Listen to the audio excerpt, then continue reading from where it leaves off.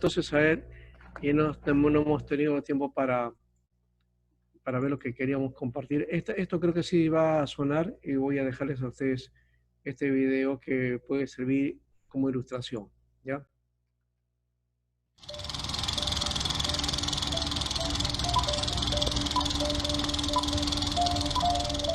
Dios está manifestándose otra vez con señales y milagros.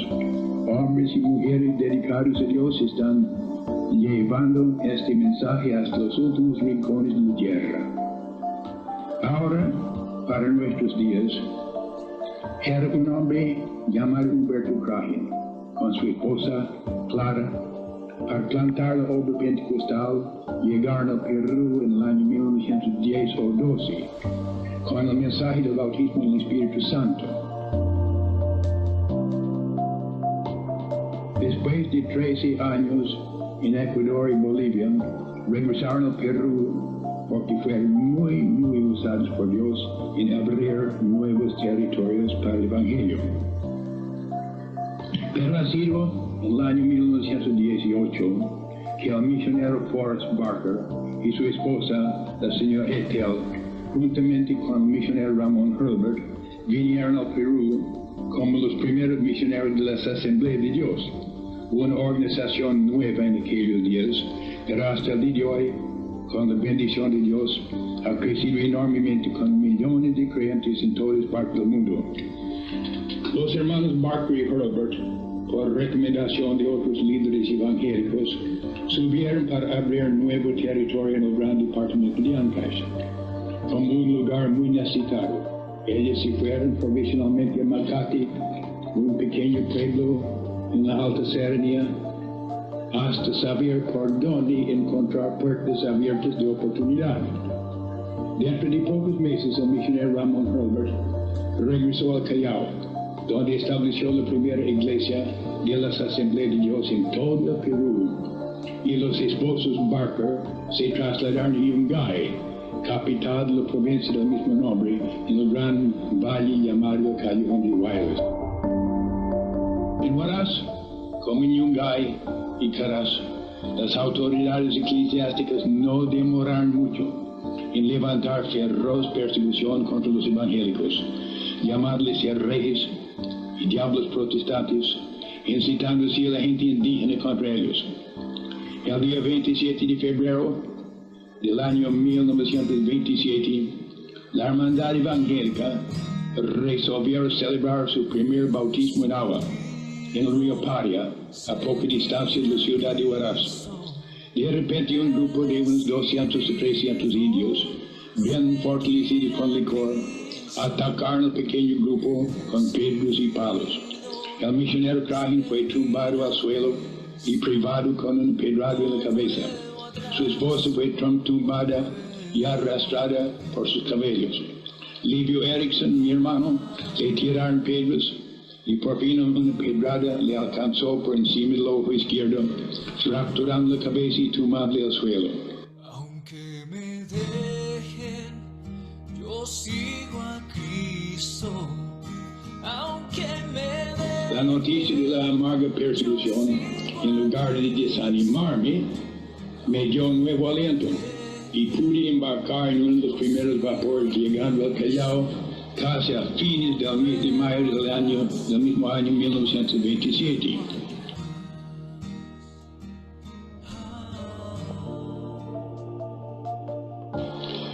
Mi hermano Livio había recuperado su salud lo suficiente para poder bajar la costa para recibirme, y juntos regresamos a Huaraz para seguir sembrando la semilla del Evangelio en los corazones de hombres y mujeres.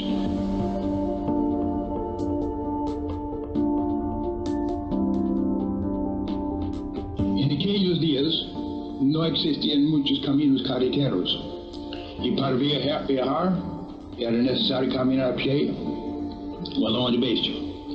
Pasamos a veces semanas enteras en camino y encontramos corazones bien abiertos para las cosas de Dios. Maravilloso como tanta amistad había entre aquella gente sencilla de la Alta Serranía del Perú. Pero vimos una cosa: la necesidad de una visitación y un nuevo derramamiento del Espíritu Santo para darnos el poder que necesitamos, y por eso orábamos incesantemente. Ha sido un día en el mes de agosto que mi hermano Livio se puso a orar con una niñita llamada Evangélica. El Señor le contestó diciendo: yo derramaré el fuego del Espíritu Santo sobre esta nación. Arturo se levantó de rodillas y pasó al otro cuarto para avisar a su hermano Livio de la visión. Encontró a la niña Angélica tirada de espaldas, con las manos al aire, alabando al Señor en otras lenguas. El fuego ya se había principiado a caer. La señora Florencia envió a una niña llamada Estela para que traiga un balde de agua de la acequia que corría cerca de la casa. La niña metió el balde en la acequia, pero la fuerza del agua la tumbó dentro, o deslocando su brazo. Ella regresó a la casa llorando, con el brazo todo torcido. Había un solo remedio: orar. Todos la rodearon y principiaron a clamar a Dios, cuando de repente ella tiró ambas manos al aire, completamente sana. Pocos minutos después ella cayó de espaldas, alabando al Señor en lenguas extrañas.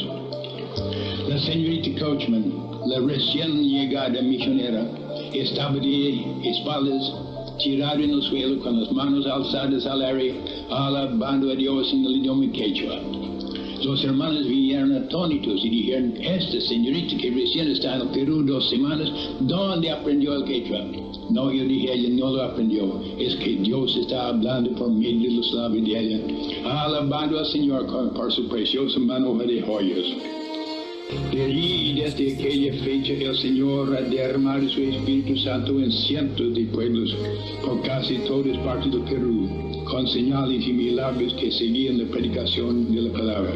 Pero hasta ahora hay probablemente miles de personas en todo el Perú que han recibido la promesa del Espíritu Santo tan en la misma forma como los discípulos lo recibieron allá en el aposento alto en el día de Pentecostés. Aquí estás, debemos mover, te adoraré,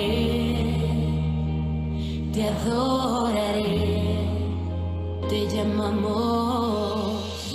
Milagros, abres camino, cumples promesas, luz en tinieblas, mi Dios, así eres tú. Milagros, abres camino, cumples promesas, luz en tinieblas, mi Dios. Muy bien, este ha sido un video, digamos, resumido de la historia de la Asamblea de Dios en el Perú y relatado por uno de los misioneros, Walter Edison, ¿no? Que ha compartido entonces la historia de lo que ocurrió en ese tiempo. Y como ustedes ven en el video, se está hablando de 100 años de historia, ¿no? 100 años de historia. Y esto habla porque en 2019, aunque los misioneros llegaron antes, ¿no? Acá los Crane llegaron en 1911, ¿no? Pero cuando llegaron Humboldt y Berker, miembros de la Asamblea de Dios, en 1919 empiezan la obra en el Perú. Así que el 19 se comenta como el comienzo de la historia. Aunque algunos comentan que la historia en realidad, cuando llegaron ellos todavía no estaba formada Asambleas de Dios, ¿no? Ahí hay una cuestión de dato o de cronología, que si fue o no el momento, ya existía la denominación o no. Lo que sí es cierto es que la obra ya empieza y la tarea se va extendiendo hacia adelante como Asamblea de Dios. Así que ya tiene 100 años de historia, más o menos, esta misión, ¿no? Ahora, 100 años ya pesan de alguna manera, ¿no? En cualquier instancia, en cualquier lugar, una tarea como esa nos pinta entonces a nosotros cómo es que la institución ha llegado y si ha perdurado tanto tiempo, ¿no?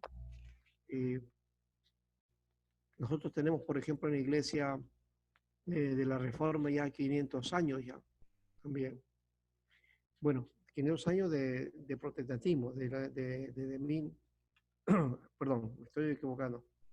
Es de 1517 a 1917, ¿no es cierto? ¿Hay cuántos años hay? Hay 450 creo todavía, ¿no? ¿No? Ya. En todo caso, bueno, son 500 años, 1500 a 500, sería 2017, sí, ya tenemos 500 años de historia, ¿no? Y como movimiento, digamos, protestante. Y en cuanto al proceso del calvinismo es menos que eso todavía, ¿no? ¿Ya? Entonces, una de las iglesias, digamos, más antiguas dentro de todo el movimiento protestante es el luteranismo y el calvinismo, ¿no? Ya tienen muchos años. Y aquí sí podemos sopesar cuánto de esto en el movimiento se ha desarrollado y cuánto de importancia tiene para nuestros días. 500 años no pasan por algo, ¿no? Iglesias que han existido así. Pero también de 100 años, pues también ya tiene un lugar de uno u otro modo, ¿no? Cuando van pasando uno piensa, por ejemplo, en 20 años, 30 años, 40, 50, parece que es poco. Para una iglesia, más o menos, de una iglesia local, tener 40 años ya es bastante, me parece, en el sentido de que ya tiene algunos años. Pero también hay que ver cuánto de eso se ha desarrollado. Y aquí quiero justamente plantear el asunto, porque si ya tenemos una iglesia como Asamblea de Dios de 100 años, la IEP que tiene más de 100 años, ¿no? ¿Qué otras iglesias habrá? Y la Metodista también, que está más o menos más de 100 años, ¿no? Luego los otros movimientos, los bautistas son casi recientes, por decirlo así, ¿no? La Alianza también, la Alianza no tiene más de 80 años, 80 y tantos por ahí. ¿Cómo podemos analizar este aspecto de las iglesias hasta este momento, ¿no? Porque ya después vamos a hablar de las iglesias carismáticas, que son otro rostro, diríamos así, ¿no? Como dice Miguel Bonino, rostros del protestantismo latinoamericano. También hay rostros de protestantismo en el Perú, ¿no? Hay diferencias, ¿no? Como la que hemos presentado, los bautistas, por ejemplo, es un lado, y el otro lado es el lado pentecostal, ¿no? Digamos, dos extremos, por decir de alguna manera, aunque no son extremas, ¿no? O dos opuestos, ¿no? Una postura más tranquila, más, digamos, de actitud a lo doctrinal, sin manifestaciones de mover espiritual o de sensaciones o emociones, y la otra iglesia con esas características. Entonces, más allá de eso, ¿cómo sería nuestra iglesia en el Perú? ¿Qué podemos calificar de las iglesias en el Perú? ¿Cuál sería la que, digamos, nos daría la característica para hablar de un modelo de iglesia en el Perú? O de repente no la tenemos, o hay diferencias, o hay muchas combinaciones. ¿Qué diríamos por eso? Trabajemos esa parte, a ver. ¿Cómo podemos encontrar? O sea, ¿hay un modelo de iglesia evangélica a seguir? Pienso que, bueno, ahorita hay diferentes modelos de iglesia, ¿no? Pienso yo, no, profesor. Pienso que ¿Ya? cada iglesia, bueno, o denominación, podríamos hablar más general, pienso, ¿no?, que tiene una parte que resalta en cada una de las denominaciones en la cual forman podrían formar un modelo, ¿no? Ya.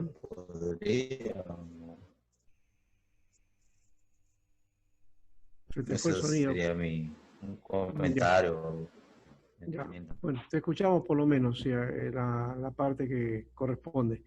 Eh, Cuando mencioné un modelo, quizás hay una cuestión intuitiva y quizás también tiene que ver con esa cuestión natural del ser humano de seguir a otro por algunas ciertas características, ¿no? Especialmente dentro del liderazgo. Eh, las iglesias, digamos, de corte popular o de zonas que están en la periferia, muchas veces miran a las iglesias que están en otra posición, en otro lugar y con ciertas otras requerimientos, ¿no? Y algunos entonces sueñan con tener una iglesia de ese tipo, de ese modelo en su propio lugar, pero la otra se debe a su contexto también, ¿no? Y ese tipo de modelo no estamos refiriendo, nos estamos refiriendo más bien a cuál que representaría a la iglesia evangélica. Tú, José, has dicho que pues hay variedad, que puede ser que son variadas. De hecho que sí, ¿no? Hay una variedad. Lo demás que dice de esa variedad, a ver, compartan pues, compartan a ver qué encuentran de esa variedad que podía servirnos a todos en todo caso, o qué es lo que cruza de esa variedad que nos unifica o que nos identifica. Alejandrina, bien, Pastor, sí, sí, ¿hay algún modelo o sea, algo que se puede seguir de alguna iglesia, ¿no? Por ejemplo, ¿qué se puede seguir? Por ejemplo, alguna iglesia, a mí siempre me llamó la iglesia Agua Viva. ya, Bueno, el modelo a seguir sería, ¿no? Su liturgia, algunas cosas. No he visitado tanto, una sola vez fui, pero no me gustó. Pero de ahí el modelo a seguir sería las enseñanzas de Jesús, ¿no? claro. Sí, algunos toman, por ejemplo, en un momento un referente fue Agua Viva. La mayoría de ellos por allá gustaba el culto, bastante abierto, bastante, digamos, donde uno puede expresarse, ¿no? Libremente. Y eso era una de las cosas que llamaba la atención, ¿no? Y luego la prédica del pastor que fundó esa iglesia, ¿no? Hoy está otro pastor y otra gente, y ha llevado a la iglesia por otro modelo, pero básicamente la cuestión del cultual ha permanecido y eso sí es lo que llama la atención. Y creo que ese modelo es que ha ido dándose en otras iglesias en cuanto a la alabanza. Eso los ha unificado en parte. Hoy día ya no hay iglesias que se diferencian con respecto a la alabanza. La mayoría tienen los mismos criterios, excepto que algunos fundamentalistas que no quieren asumir la nueva forma de alabanza, ¿no? Pero en la mayoría de casos sí se da, ¿no? Y algunas iglesias históricas quizás que también tienen su propia característica, ¿no? Ese podría ser un dato. Ahora, pero por otro lado estaba pensando en este hecho, ¿no? Siempre ha habido el molde de característico en un tiempo, por ejemplo, en que la Alianza fue un modelo, un referente para otras iglesias evangélicas, ¿no? Por las cosas que estaba haciendo, por los avances que estaba realizando y por la tarea evangelística que efectuaba. Así que las iglesias comenzaron a hacer lo mismo de alguna manera, quizás no del mismo modelo ni con la misma infraestructura o el presupuesto que tenían, pero sí realizaban campañas y tareas de ese tipo que les permitió en parte un crecimiento relativo, ¿no? Eh, Luego eso pasó y aparecieron estas iglesias, pues como Guavía después, y que tomaron como referente. Hoy día como que hay algunas iglesias de corte neoapostólico o por ahí que están tomando o tratando de llevar el asunto por ese lado, ¿no? Eh, Hay muchas iglesias que estoy viendo y predicadores que han salido con el aspecto de la sanidad, por ejemplo, ¿no? Los milagros, señales y todo eso, ¿no? Que no estoy diciendo que no sea correcto sí o no, porque eso es cada uno, hay que respetar los puntos de vista con respecto a eso, ¿ya? Pero los énfasis que a veces se hacen que puede de alguna manera ayudar o también pueden hacer de dificultad, ¿no? Eh, Creo que la base debe ser el elemento central, como tú mencionaste, Alejandrina, estar en el fundamento en Cristo, en las enseñanzas de Jesús. Creo que por ahí debemos caminar el aspecto y eso sí debe ser claro.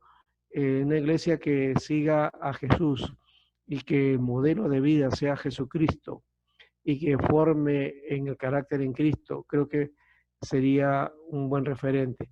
Más allá de si ha crecido, si es grande, si es reconocida o que hay ministerios grandes. Es más allá de eso. Este, por ese mismo motivo creo que no estamos tratando de, digamos, de mover para que miremos hacia otro lado, no, sino para mirarnos a nosotros mismos y para ver si también nosotros somos modelo a nosotros mismos, hacia adentro, ¿no?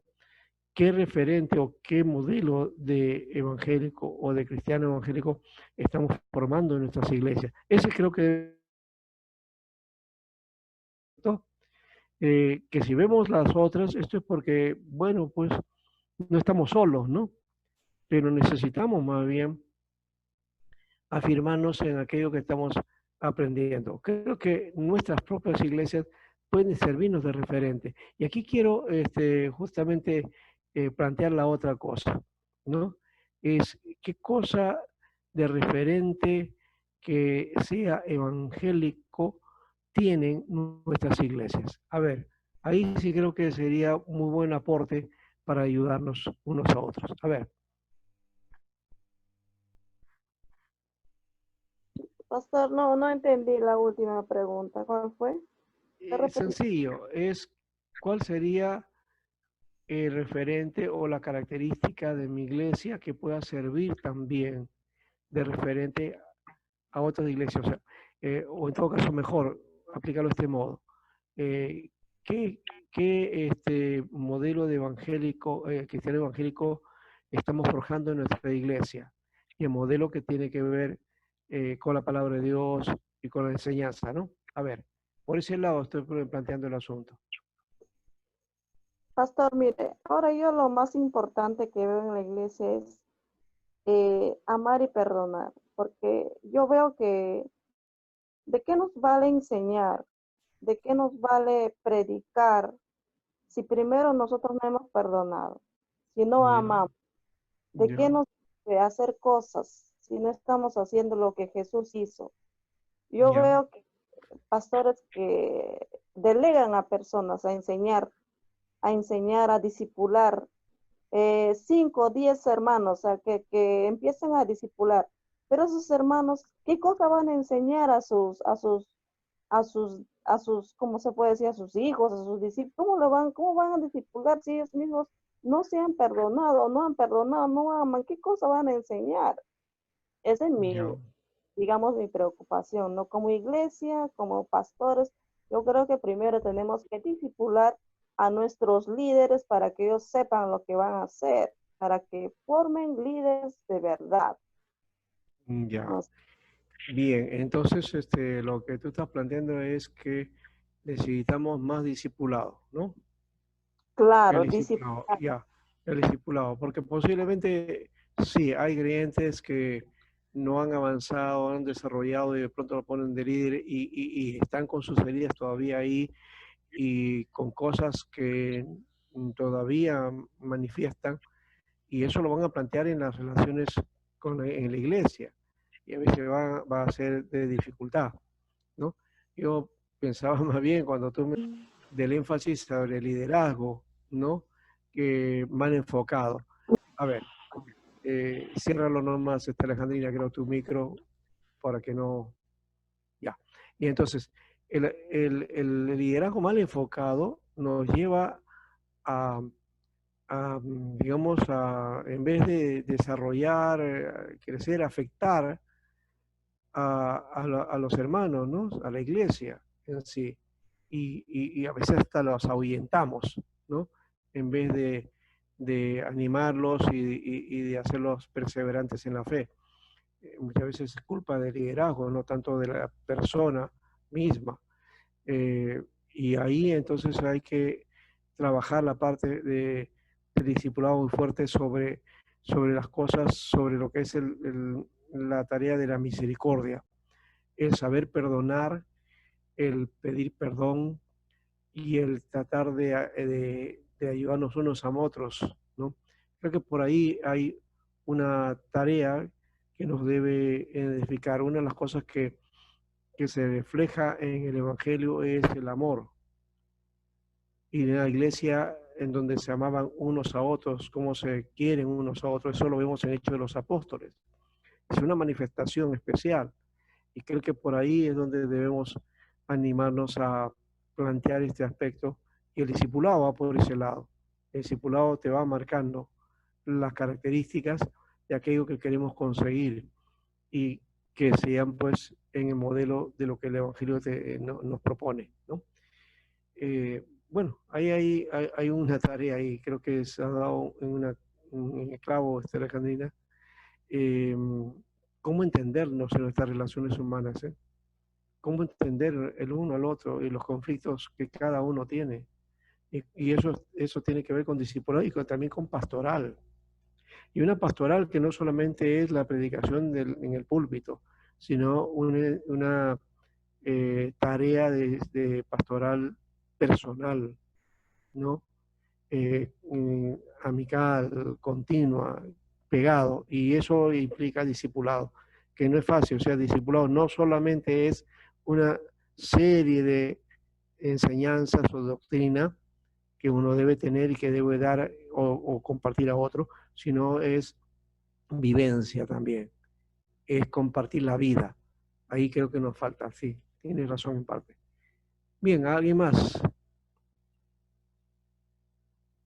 Joel y Carlos.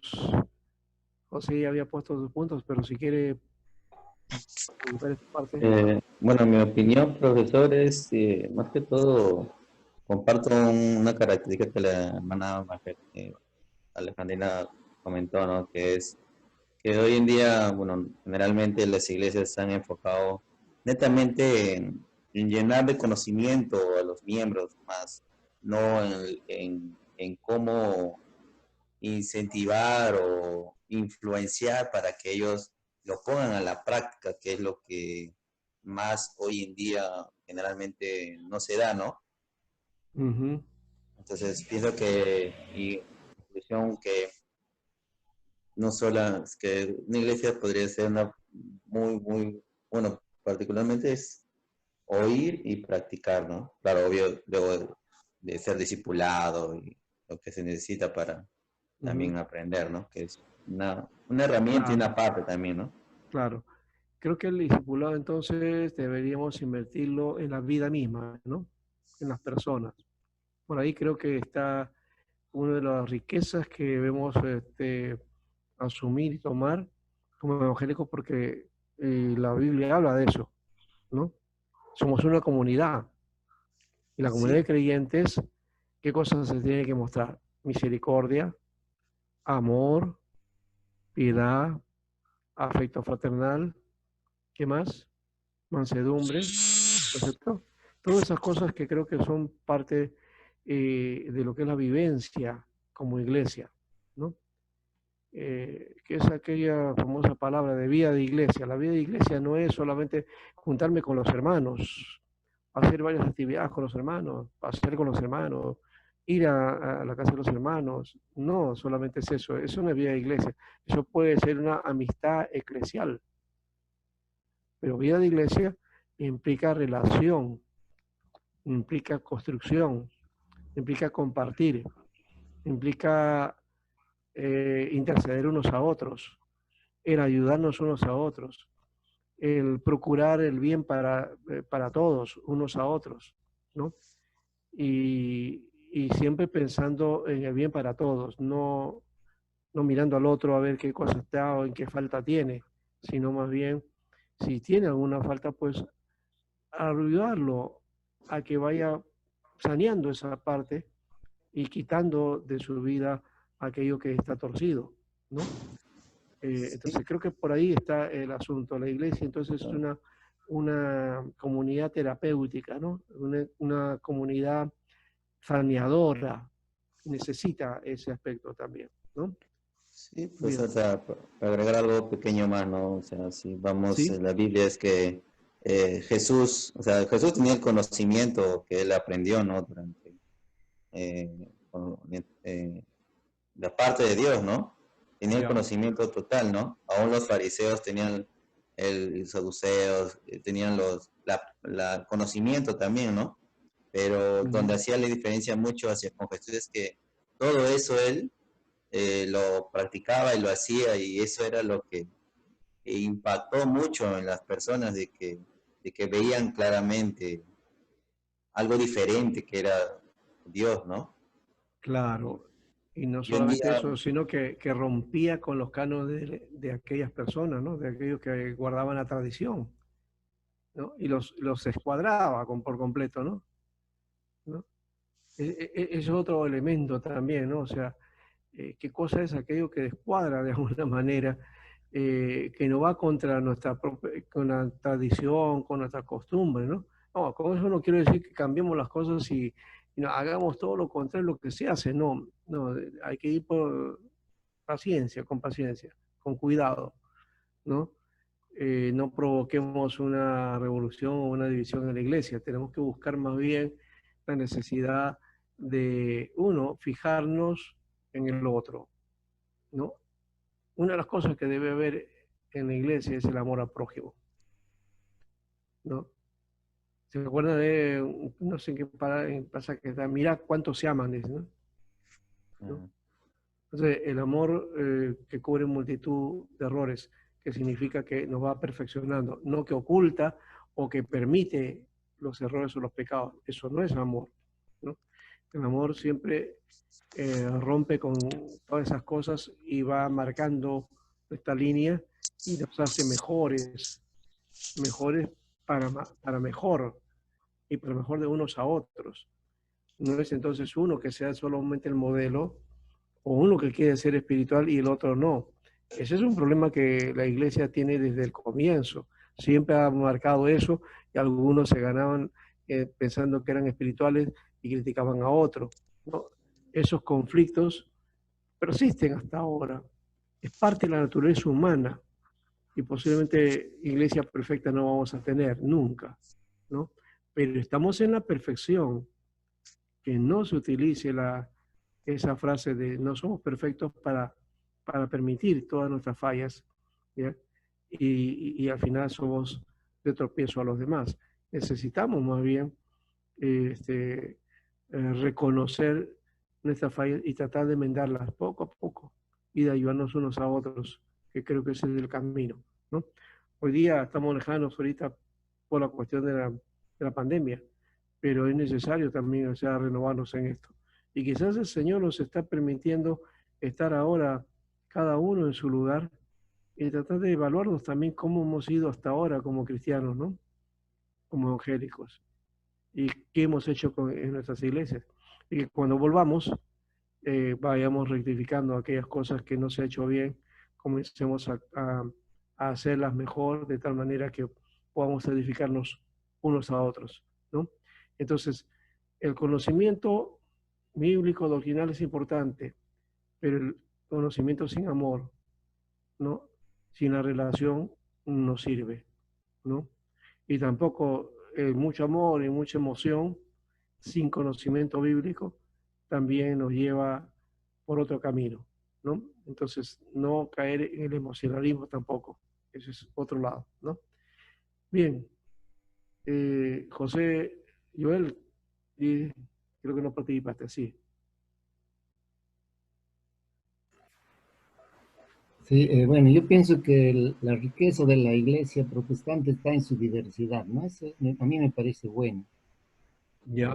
De modo se asemeja a lo que Dios creó, porque Dios creó todo en diversidad, y pretender de que hay una unidad al estilo católico romano no, no me parece correcto. Lo que sí es que Imposible, tenemos que todas las iglesias volver claro, al fundamento, ¿no? a los principios, sí. Como Eso sí, lo mismo que le dio origen, pues, ¿no? Al movimiento reformado, volver a la palabra. Muchas veces ya también la iglesia cristiana de estos tiempos está mucho en la forma, pero no en el fondo.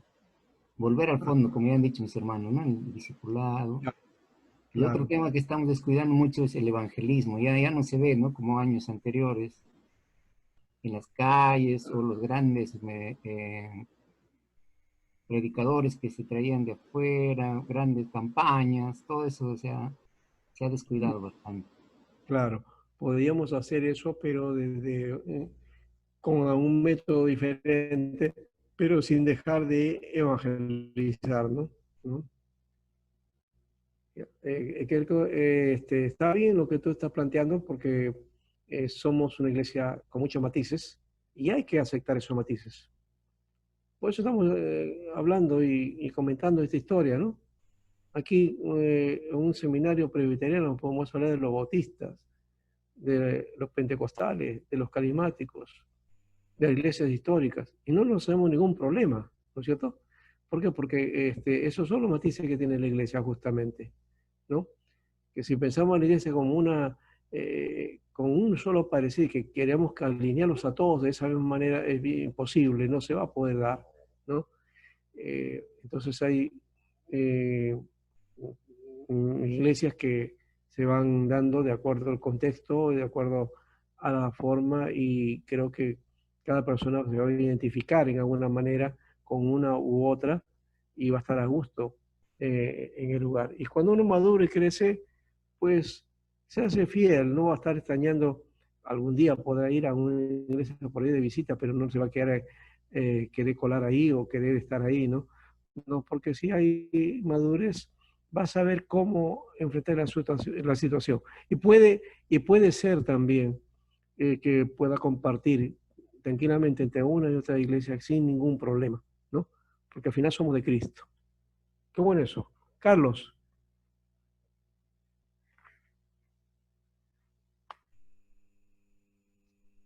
Sí, pastor, quería comentar tal vez cuatro cosas, ¿no? Que hemos podido conversar. Es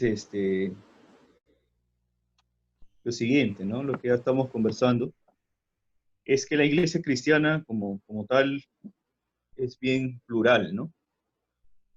ya. Veamos solamente la iglesia en Oriente, ¿no? Tenemos la iglesia copta, la iglesia de Siria, la iglesia de los maronitas.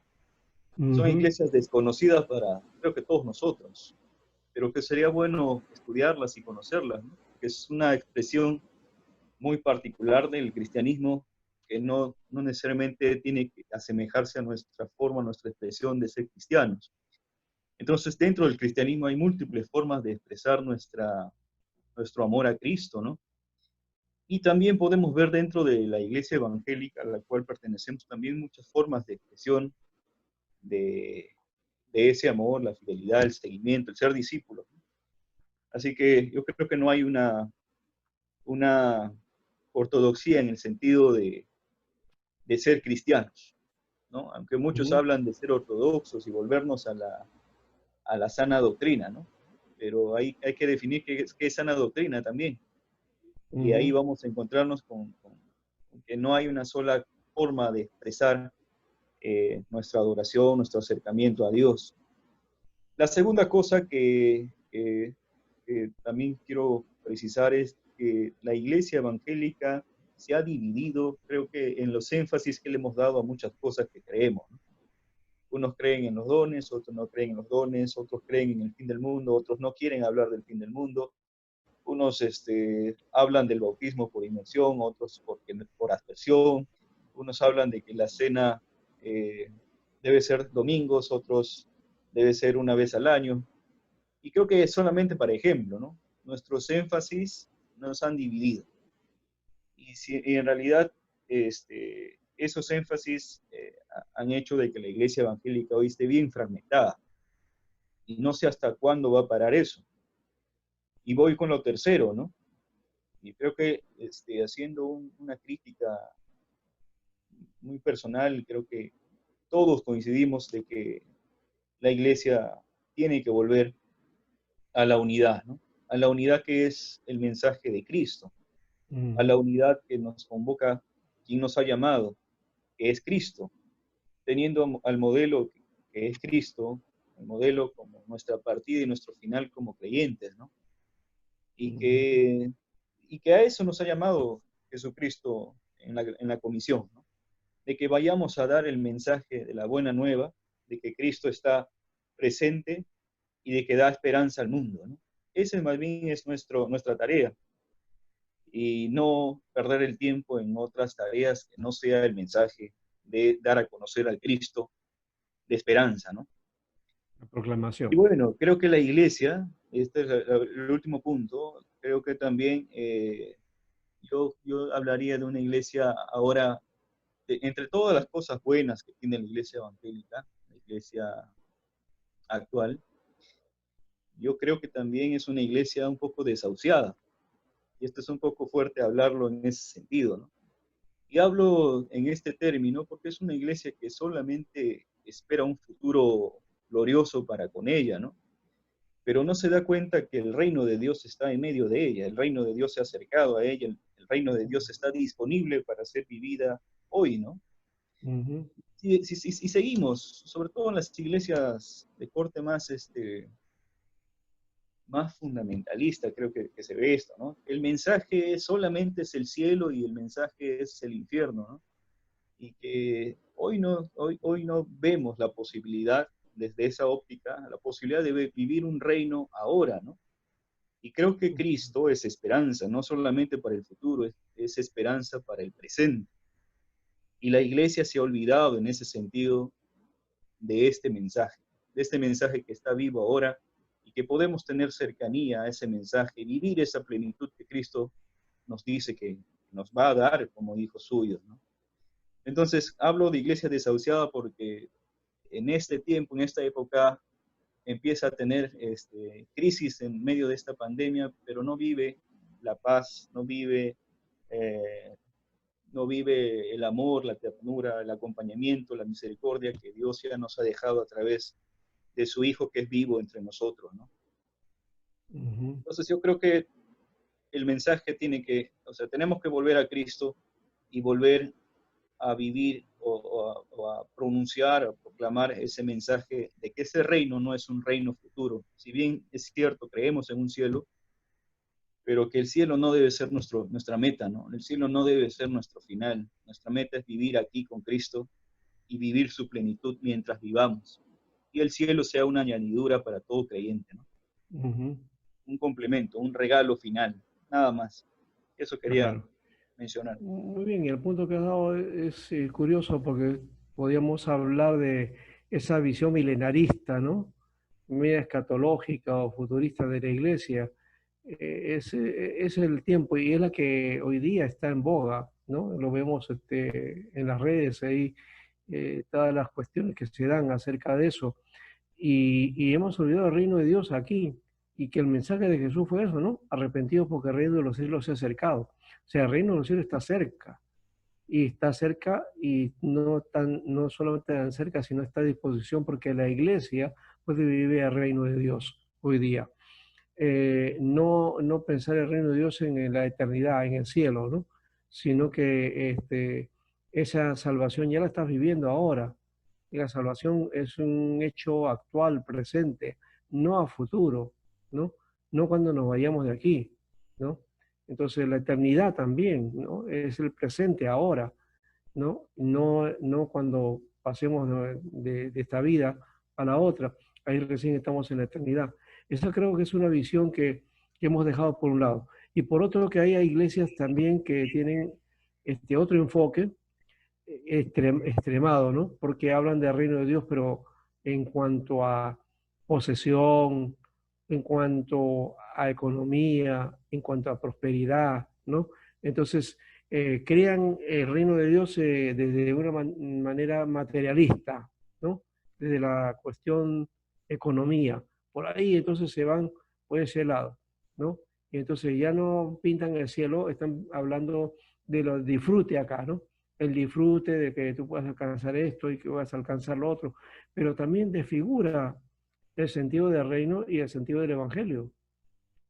Porque si ven el evangelio dice que es gozo y que Dios te llena de poder y que a Él pertenecen todas las cosas y que por su divino poder nos han dado a nosotros también, pero eso no aplica a solamente lo material, sino a toda la vida, a todo el ser de la persona, ¿no?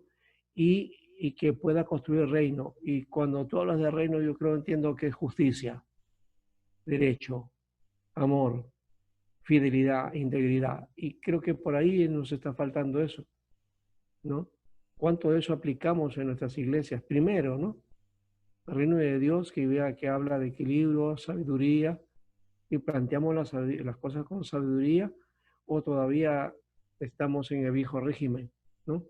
De la letra. Eso creo que es una cuestión que todavía como iglesia nos falta desarrollar, ¿no? Y para ir terminando, esa iglesia moribunda yo diría que es una iglesia que no ha crecido mucho, que es adolescente y que todavía estamos en la infancia, ¿no? Y que gusta de cosas que vienen, que la ayuden y que se sienta bien, ¿no? Ese es otro enfoque negativo que tenemos. Queremos sentirnos bien, ¿no? Que Cristo nos llene, que Cristo nos haga esto, que Cristo lo otro, pero ¿qué hacemos por Cristo? ¿Qué hacemos por el Señor?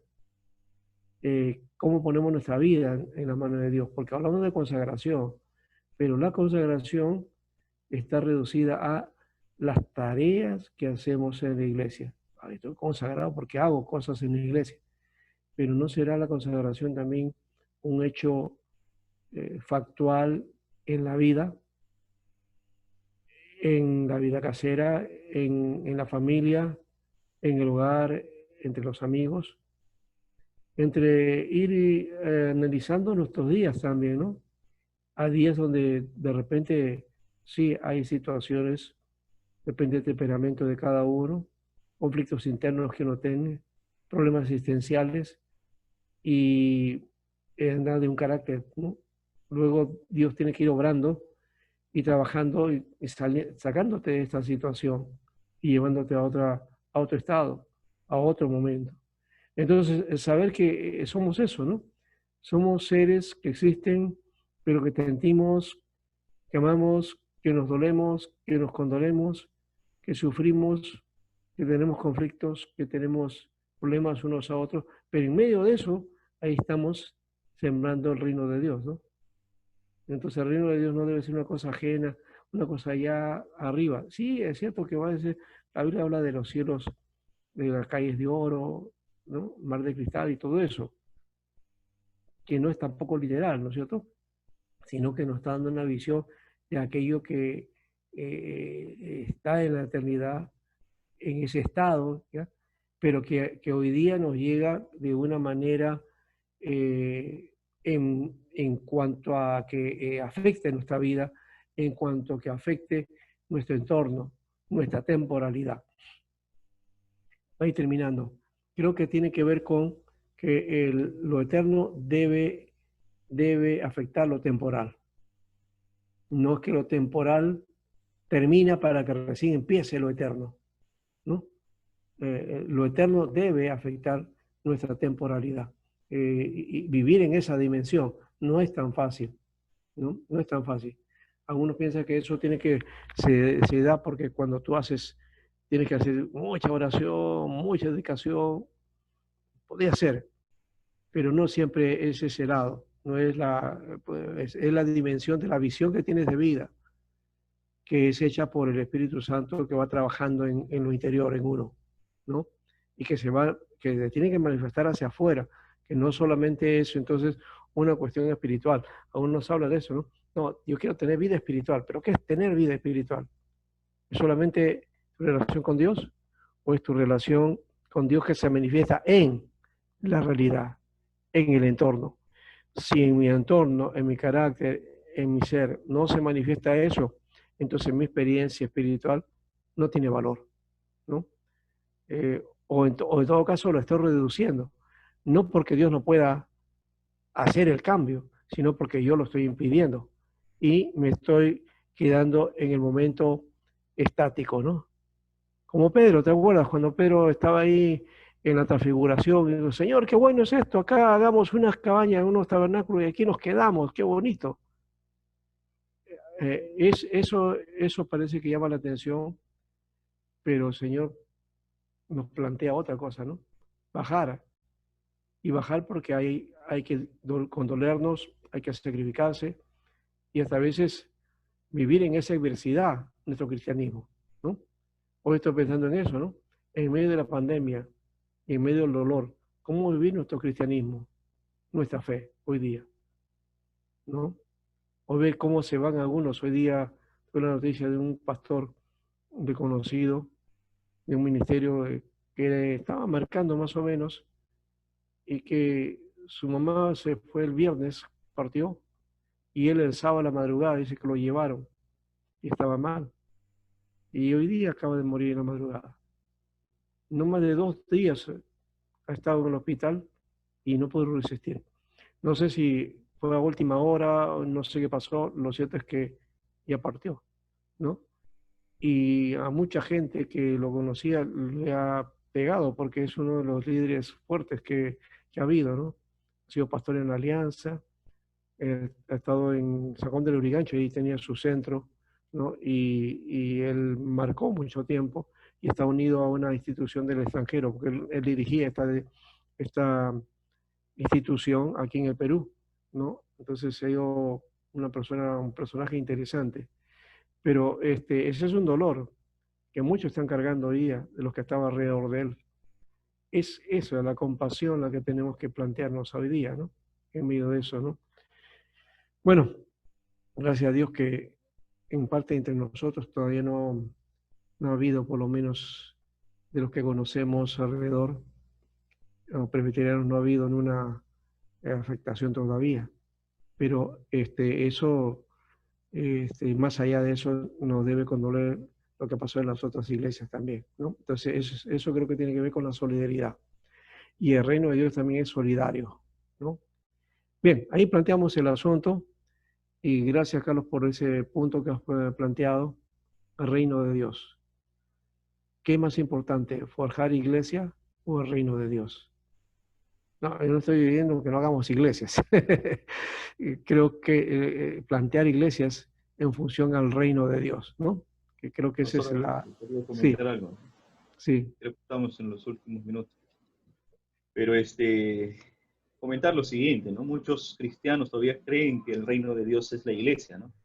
Y no es lo mismo, pues. No, pues. Sí. Creo que la iglesia incluye el reino de Dios. Pero como comentábamos el otro día con los jóvenes, ese reino de Dios aún se expande mucho más allá del límite del cristianismo, ¿no?